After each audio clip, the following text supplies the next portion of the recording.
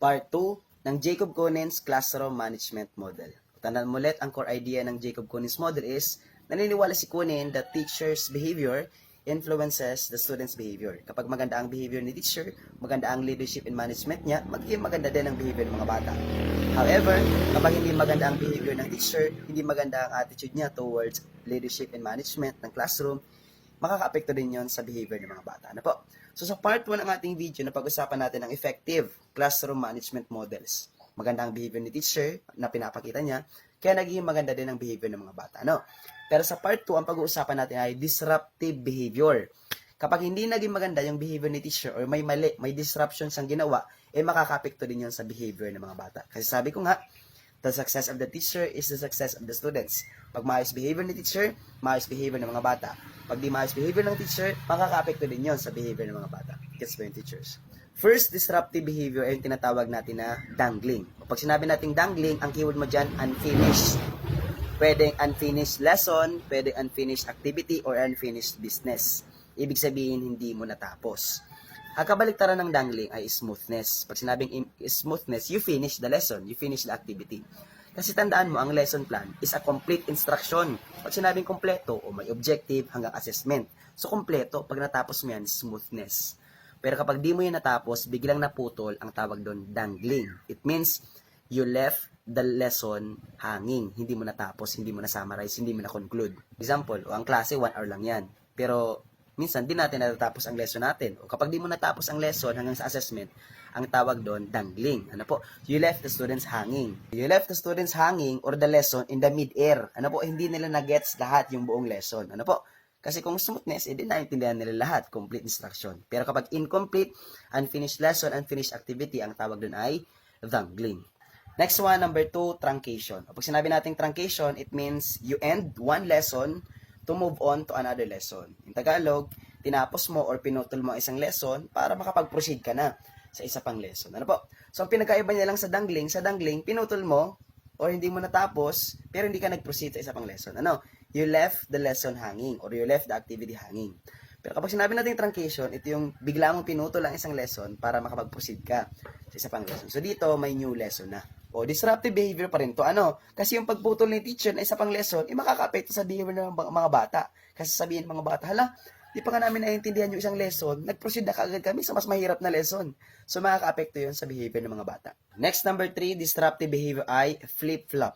Kapag sinabi natin flip-flop, ang keyword mo dyan ay switch of topic. Kapag sinabing switch of topic, o may topic kayong pinag-uusapan, tapos biglang nag-iba. Pwedeng may binalikan ka, o pwedeng may tig-insert kang new material, so makaka-apekto din yun sa behavior ng mga bata. Kasi sabihin ng mga bata, hala, iba-iba kami ng topic. Hindi na kami makapokus sa isa lang.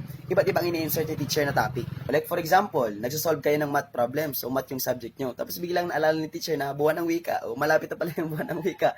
Okay, sige, pag-usapan muna natin yung buwan ng wika, o si mga contribution, o sino yung mga magpo-participate sa sabayang pagbigkas, talumpati, etc. etc. So, nakaka-apekto yun sa behavior ng mga bata kasi di na sila makapokus. Dapat isa-isa muna, no? Next naman, number 4 ay thrust. Pag sinabing thrust, ang keyword mo dyan ay smooth transitions. Kasi ang gusto natin, di ba? Pag nag-move tayo from one topic to another, dapat smooth ang transition para makasabay ang mga bata. Ano?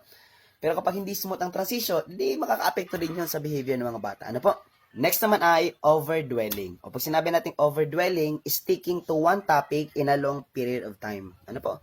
So, okay naman mag-explain ka, mag-further explain ka ng topic. Pero, tandaan mo, anything too much is bad. Nakagets naman pala ng mga estudyante mo, nagpapara-explain ka pa, you overdwell in one topic in a long period of time. Disruptive behavior pa rin to ng teacher at makaka-apekto sa bata kasi instead na mag-move ka na to the next topic, sige ka pang explain or you overdwell in one topic. Next naman na disruptive behavior ng mga teacher ay overlapping. O pag sinabi natin overlapping, multitasking.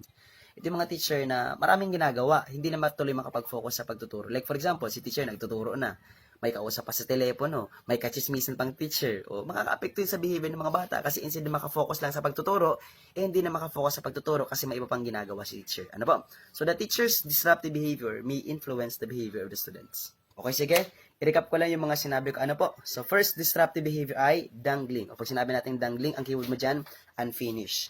Pwedeng unfinished lesson, unfinished activity, or unfinished business. Dahil hindi mo natapos, edi you left the students hanging in the mid-air. Ano po?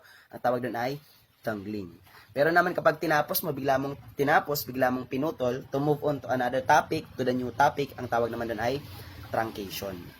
Pero next one, kapag naman switch of topic, ang tawag naman doon ay flip-flop. If you see may new topic, tapos nag-switch ka, may take insert ka, may binalikan ka, ang tawag naman doon ay flip-flop.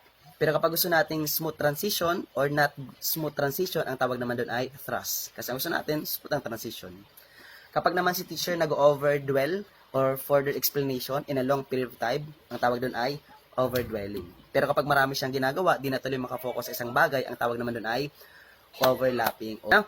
Okay, yun lang muna ang pag-uusapan ng today's video. Sana natuto ka, and then paki-like naman ang video kung nakaabot sa parting ito.